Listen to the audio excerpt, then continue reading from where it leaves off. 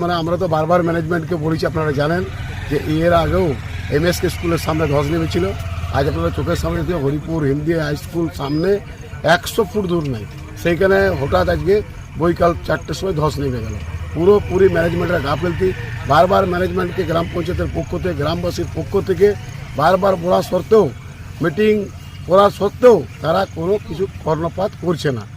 আমরা চাইছি ম্যানেজমেন্ট যদি এবারে কোনো কথা না শুনে, কোনো কর্ণপাত না করে, হরিপুর গ্রামকে পুনর্বাসন না দেয়, তা আগামী দিনে বৃহত্তম আন্দোলনের পথে গ্রামবাসী যেতে বাধ্য থাকবে।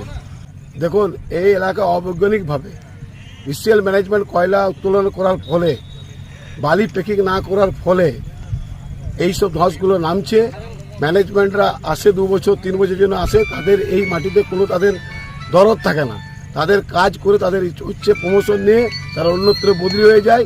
এইখানকার মানুষ, গ্রামের মানুষরা যে